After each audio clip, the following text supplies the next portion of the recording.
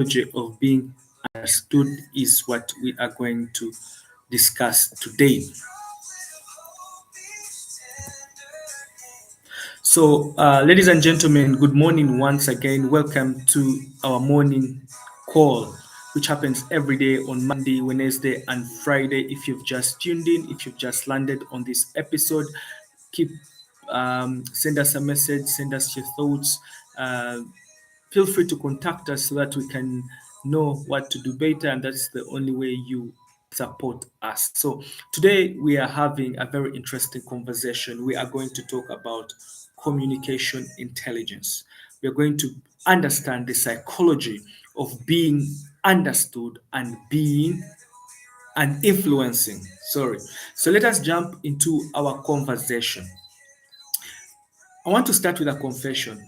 Early in my career, I was that person that one who loved to talk. I talked a lot and I explained everything and believed that the louder or clearer I was, the more people would understand me. One day I was in a training and I had this big presentation. I did my presentation, and halfway within the break, my mentor pulled me aside and he said something that changed my whole paradigm, that changed my whole life, that has made me who I am today. He told me, Gardner, you are smart, but smart does not always mean clarity. I repeat, he told me, Gardner, you are smart, but smart does not always mean clarity. Why? Because I was talking with the people, or I was talking with the people, but I was not connecting with them at an emotional level. And many of us have fallen into this pitfall. We think because we talk too much, we are being understood. We think we're talking too much, we are influencing, which is to the contrary. You need to talk with the people. You need to touch that emotional bit of them for them to be able to understand you. And for me, that was the moment in my life that really it changed everything about how I communicated. It changed everything about how I thought I was presenting. And it's it's a moment that made me realize that actually communication isn't about saying more. No, it's about being understood. It's about connecting at that emotional level that many of us lose out. So today we are here to talk about communication intelligence, the psychology of understanding and the psychology of being understood. And this will talk about communication intelligence versus communication quadrant. We'll get into that understanding and that explanation. But if emotional intelligence is how we think, is how you think, and information quadrant is how you feel, then communication quadrant is the connection. The way you feel, the way they feel, and if communication quadrant is the connection that connects the way you feel to the way they think. Because we know when it comes to communication, there are two things. The communicator must be knowledgeable in what they are passing on. And yet also we know that the receiver or the recipient should be willing to listen to the person communicating. So if there is a mismatch, you cannot be understood, you cannot influence, and we shall say you have not communicated. So let me ask you, when was the last time you felt truly understood by someone? When was the last time? You remember vividly when you felt you were truly understood. And when was the last time you made somebody feel that way as well? When was the time you made somebody feel understood also? I don't know, but I want you to think about this. So when we talk about communication intelligence, we it's like we are talking about a bridge. I want you to pursue communication intelligence as a bridge. You stand on one side, and on the other side, there is another person. Remember, you're communicating to influence, you're communicating to be understood, you're communicating to influence somebody. So, on your side, you have your thoughts, you have your emotions, and you have your intentions that you are trying to pass across. And the people on the other side across, they also have their own thoughts, they have their own emotions, also have their own intentions, and they also have their own experiences. But most importantly, they also have their own fears, they also have their own filters, they also have their own perception. So the only way to meet, the only way to put an understanding across between the person here and the person communicating, or the person communicating and the person listening, is to build that bridge of awareness, that bridge that connects the two. And the only way to meet in the middle is through communication intelligence. And the bridge, just like any other thing in life, has its fundamental pillars. The first pillar is self awareness, understanding yourself first. I said the communicator has to understand themselves first and should be knowledgeable in the language they are, or in the information they are trying to pass out. The second pillar is social awareness, reading other people's thoughts, other people's emotions, and the ability to communicate. Sorry, the ability to relate with each other. And that's the ability that helps you or takes you to the third pillar, which I want to call adaptability. The ability of expressing yourself in a way that truly leads others to do something, in a way that influences, in a way that they are understood. But there is the truth. Most of us try to cross the bridge in darkness. We have no light, we do not know, and we assume that people are seeing the world the way we are seeing it, which is quite unfortunate because your perception is quite different from the perception of others. So you need to be alert of that misconception. You need to be alert of that thief that you think and perceive that others across the bridge are going to perceive you in one way or the other. So the first step for you to communicate to influence or to communicate to be understood is that you need to prepare. Preparation simply means the invisible work, the things that we don't see. Before even stepping on that bridge, you need to prepare to know where is the bridge, what is it made of, how long is it.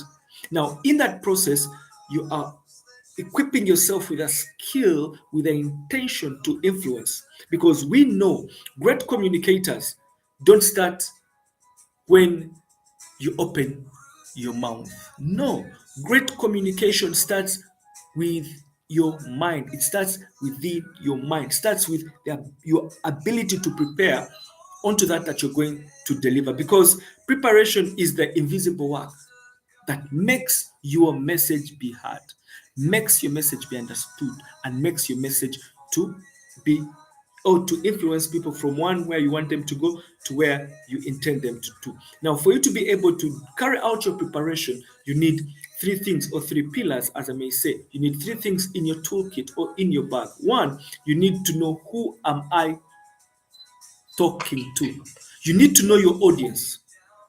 And whenever you know your audience, what you get to understand, what are their values, what are their emotional state that may help you communicate to them. For example, if you're going to talk to youth, you need to know their terminologies, you need to know their current affairs, you need to know their morals and standards and values and the things they believe in, so that you can be able to influence them, so that you can speak for them to understand you.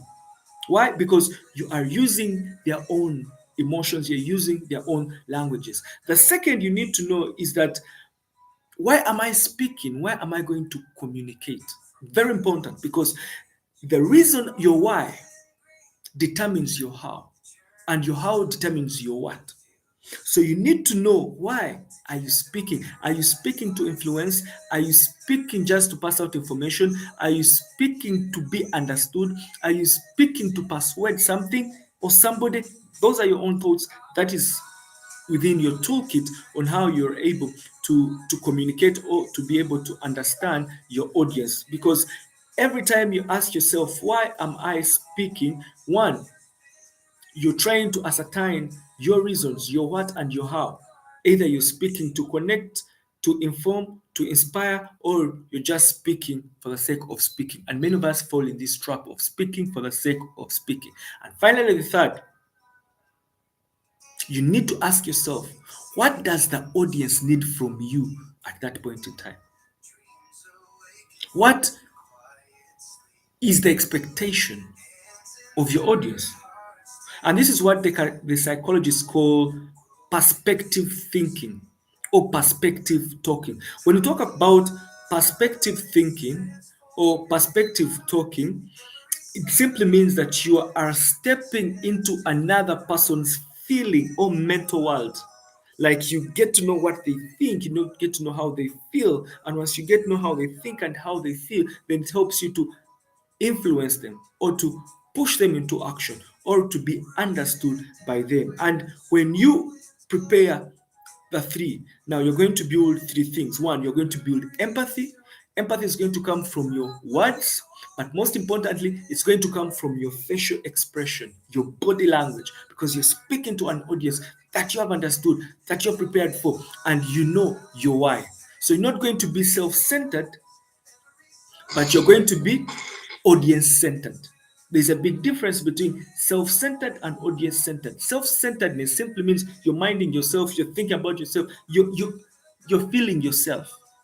But audience centered simply means you're minding about the audience. What are they thinking? What are they feeling? How can I connect with them? How can I influence them? How can I make them understand? So you stop being your own, but you start to be them because you're understanding all they are.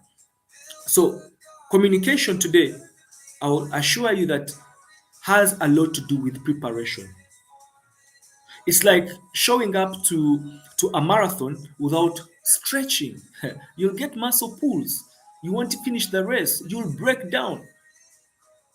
Now, preparation helps you to strengthen the muscle, to stretch it, to be flexible, to be ready to do that of which you want to do and have.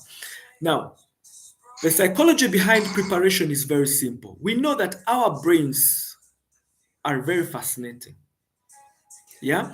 And like misachievers, the brains helps us to tame ourselves so that we can be able to connect with the audience, but most importantly, to connect with ourselves. Why? Because we mirror neurons, or we have neurons that mirror. And mirror neuron simply means you look at the audience and try to mirror them, try to understand them. Some will be yawning. For example, if you see somebody yawning, you also yawn. The second thing, when you see somebody laughing, even when you don't know what they're laughing at, you definitely laugh. And the third is that our own emotions are very contagious. I want you, when you move out today, to understand this principle. Look at somebody, and when they look at you for a while, you'll all smile. And you'll ask yourself, why am I even smiling? It just comes naturally. Why? Because we have those mirror neurons in us that help us to mirror other people's emotions, other people's thoughts, and other people's way of being. So communication isn't just words, ladies and gentlemen. It's a chemistry, it's psychology, it's cognitive ability. But we are wired for bias. We filter thoughts or moods or memories or even assumptions of other people, which hinders the way we communicate. So, half the time, you realize that we are not hearing people, we are hearing our own interpretation of them. Maybe they are communicating because we want to contribute, we want to criticize, we want to judge, we are assuming. And being in that state hinders you from listening. Why? You're not listening to them, you're just listening to yourself. It's like playing a song on a different radio. The sound will be different. Why? Because the speakers are different. And now, when you are listening to yourself, you're not listening to the speaker that is speaking. You're listening to your own self. And in the long run, you won't pick the information, you won't understand them. Neither will you be understood yourself. That's why self-awareness comes into play. It helps you to tune in the frequency, which frequency of others that are actually communicating to you, or of the people that you're trying to communicate towards. So that you need to have that inner work, that inner mastery, because I know you have heard of the phrase "know thyself." Now, when we talk about knowing that self, it's knowing the essence of your communication, knowing the impact, knowing your audience, knowing their thoughts, knowing their emotions, knowing how they feel. And in that knowing, you connect and people will listen and you'll influence them. So I remember there is a time I had a presentation to make, and I was talking to a group, there were around 10 people. And I went into the presentation. I did my presentation. At the end of it, I asked them if there are any questions. Nobody asked, put up their hands. And I kept on thinking, have they understood me? Until one of them got up and said, the language you used was a little bit hard for us. And even you spoke too fast that we lost some of the things you're trying to communicate to us. And I had to go back on the drawing board and start more or less the presentation again. But now this time, I let them do the questioning and I did the answers. So it was more or less of a Q&A. And in that process, we came to an understanding. And that's what we all need to know. What method are you using for your communication? What method does your audience understand best? Is it Q&A? Is it PowerPoint? Is it just having a conversation? So you need to understand your audience, because your audience will mirror who you are. And that helps you to always ask yourself every time you speak, what emotion do people feel in your presence? How do they feel when you're around them? Is it calm? Is it defensive? Or is it inspiring? Always seek feedback and always try to listen to people when they are talking to you. Communication, ladies and gentlemen, once again, I want to tell you, it's like standing in a room made of mirrors and windows. Because the mirrors in that room will reflect who you are. They'll show you who you are. If you're short, they will. If you're dark, they will. If you're big, you'll be. They'll show you who you are. And once they show you who you are, that is more or less of you being aware of what you are. But the windows in that room will show you the other people, will show you the social awareness, will show you what the world perceives or what the world is. And in reality, when it comes to communication intelligence, the ability for you to be understood, you need two. You need the mirror within that shows you who you are, and you need the window that is able to show you what others are. And you need to just self-absorb yourself, or self-absorb yourself, or on board if you may like. But keep in mind that too many mirrors will make you lose yourself, because you'll be trying to please others and you lose sight of what you are. So take cognizance of the mirrors and the windows, because it's the mirrors and the window that make communication more persuasive, communication to influence, communication to be understood. And the other one is your listening skills. The truth of the matter is that many of us never listen, or listening is very hard for many of us, because we don't listen to understand, we only listen to respond. But communication, we know, is not all about speaking, it's about listening. And in your listening, you get to understand the thoughts and the emotions of other people that you're trying to contribute to or trying to communicate to. And in that process, you now change your narrative, you change your thoughts to meet their needs, to meet their thinking, to meet their emotions. So we need to learn how to listen. Can you listen without judgment? Can you listen without the ability of gathering data? Can you listen without assumptions? Can you be like a child to listen with curiosity? To be naive is the word. Can you be naive while listening? Because in that state, that's when you get to understand the thoughts and the feelings of the other person. And I want you to test this. The next time you are in a conversation, think about these three things. One, listen. Really listen.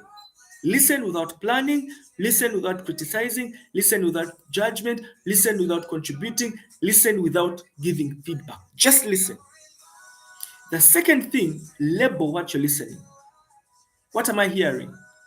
You should, is this person being frustrated? Are they angry?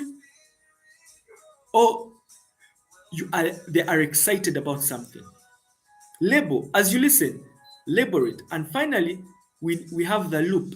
After you have listened, label, then establish the loop. The loop is before you communicate to them, re-echo what they have said. Or seek clarity while they speak. Be a detective or be a doctor who's trying to find out what is happening. It's a back as they speak and finish before you contribute, re-echo what they have said, then seek clarity, then come into feel. In that process, somebody will feel that you have listened and you have understood. It sounds simple, but neurologically, it's active empathy.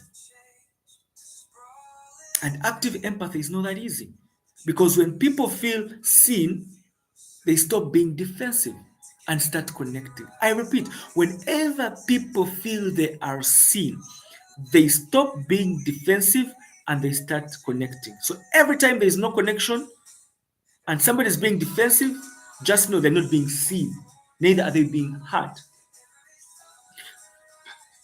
Now, it's your responsibility that for every connection, or for every communication, or for every conversation, look at it as a dance. When you're in a dance, I remember when we used to have those shosh in my secondary school. I don't know if you had them. We used to invite Maryhill girls. I went to Barra High School, so we used to invite Maryhill girls to come for shosh. And when they come, we have these, slow dances, hard dances, reggae. But the most important was when it came to the slow dance, when we are supposed to squeeze and hold and cuddle and sing. Whenever you danced in your beat, you stepped the other person's toes. But whenever you moved with the rhythm and followed the way they are dancing or flowing, you ended up having the flow. You moved in rhymes. And that's the same thing that happens in communication. If you focus on your own, if you're full of yourself, you will step on other people's toes. They won't understand you. They will feel not seen, being understood. So they'll be defensive and there won't be connection. But when you tune yourself to the rhythm of the other person, then the pause comes in, the pace comes in, the energy comes in. You create that flow in which both of you are moving in the same direction. And that is the essence of communication intelligence, the ability for you to move in the same flow, the ability for you to influence that person, the ability for you to be seen and be understood. And that flow is what we call adaptive communication. It's adaptive communication in action. Why? Because you're in rhythm, you're in sync. That's why me, Hai, Ching, Hai would call the state of flow.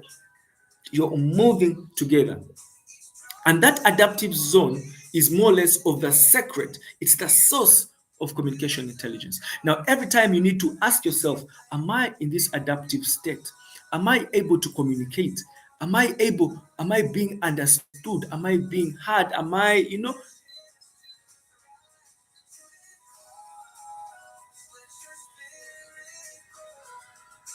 So effective communication is not about changing who you are. It's about changing how you show up and how you make people feel. And that's what psychologists call the cognitive flexibility. That cognitive flexibility, where your brain has the ability to switch perspectives, to move from this state to another state. If you have watched your favorite movie, or if you have watched or listened to your favorite track or song, the story sticks in you. It sticks like you are part of it. Other people will even cry, and yet they know it's being acted. That is the cognitive ability the brain has adopted to the flow, it has adopted to the rhythm, it has adopted to the message. And skilled communicators have understood this and have used it to communicate effectively to influence. So you all need to just change the language that carries it. And this is something that most people normally overlook, knowing when to speak. It's not that every time you have to speak. You need to know when to speak and when not to speak. As I had said, we think that communication is all about speaking. But most importantly, communication is about silence, the ability to listen, the absence. And many of us think that silence is the absence of communication. No, it is the canvas that gives your words shape. Silence is the canvas, it is the tonality, it is the expression, it is the emotion, it is the feeling that gives your words sense. Think of music. You know, music is music because of the pause within the notes or the pause between the beats. It's more or less of the space. Think about our communication. I'm able to communicate to you because there are spaces within my words. Look at a room or a house. A house is a house because there are spaces between the walls.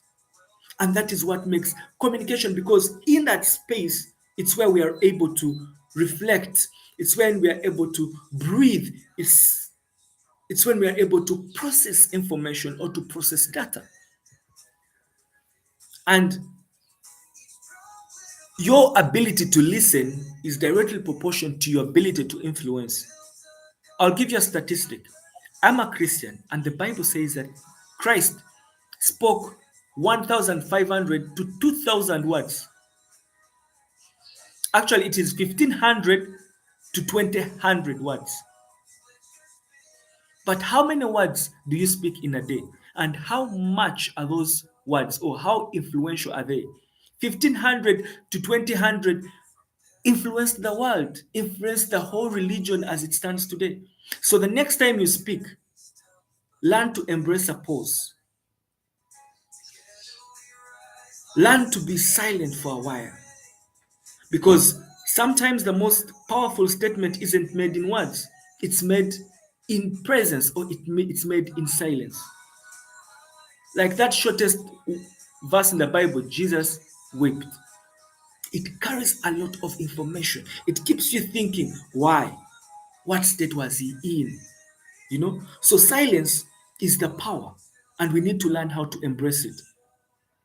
Why? Because words are energy, they build bridges or burn them down. And this is what we need to control. The second thing I want to remind you is that the most communicators are not the most eloquent. No, they are not. Greatest communicators are intentional. You need to be intentional in driving your message home. Martin Luther King used, I have a dream. That's the word. It took men to war, it took men to fight, it took men to rebel. So it's not all about eloquence as many of us think, it's the intention. Because the language shapes the emotion. Your language will shape your emotion. And I understand feels different from I hear you. Because the person who says I understand you speaks volumes. When another person says I hear you, they may hear you but they may not have understood you. And the other would even say, I have heard. But what have you heard? Have you understood it? So learn how to frame, learn how to get feedback, and learn how to use your tonality in a way that you want to influence. This is what we call cadence in communication, the highs and the lows. And you may have heard me use this several times. I move fast and then reduce. Then I keep quiet for a while. Why? Because I've understood that's how the brain works. When you put it in a loop, it doesn't remember. It stops. So your thought or your tone is your emotional amplifier. Your calmness creates that safe space.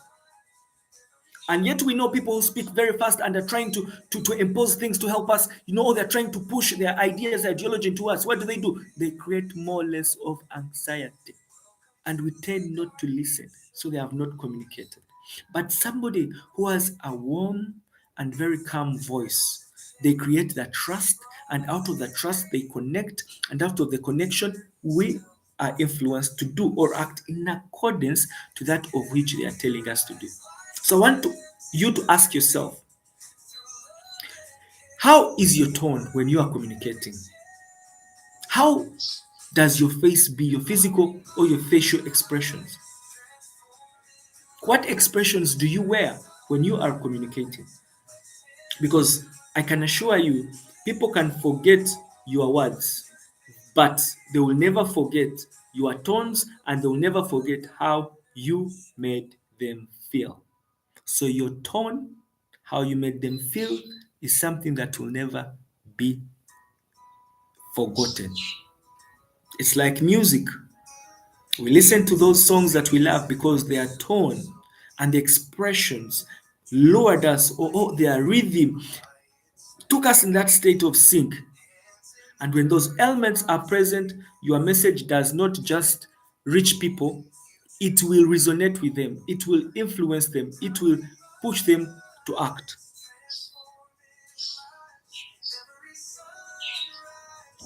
And here is the heart of it all.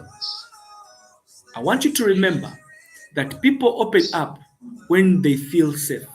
People open up not because they are impressed.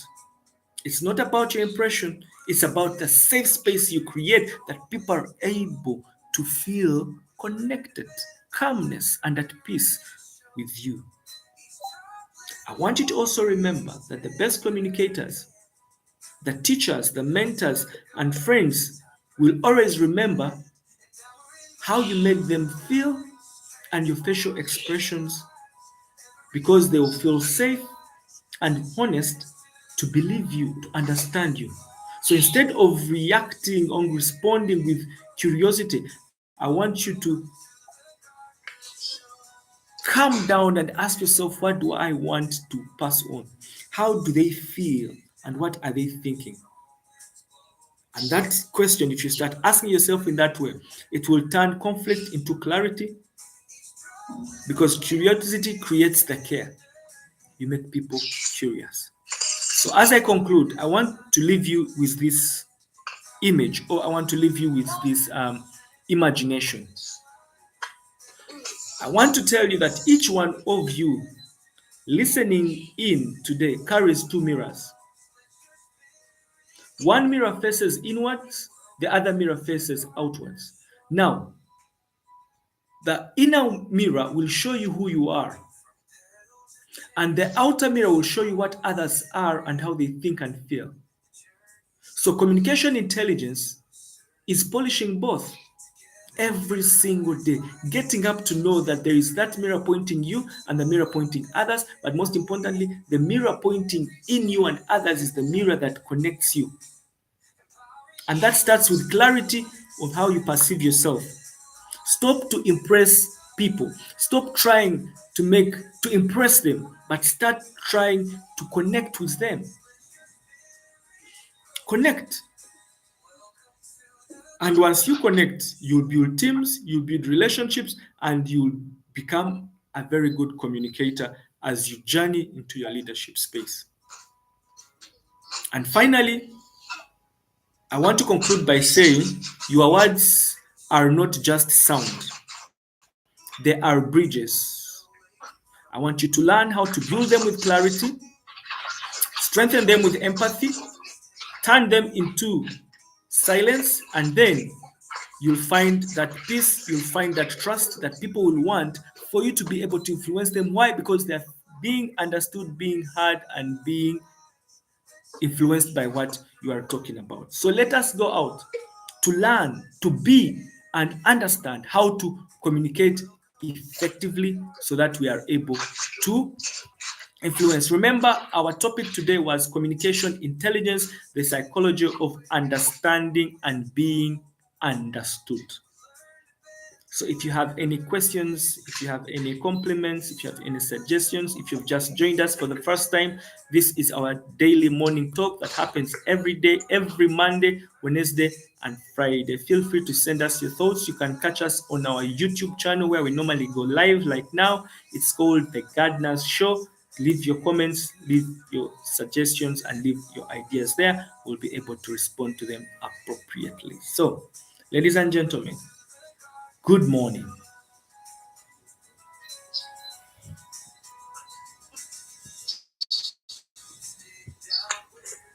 Do we have questions?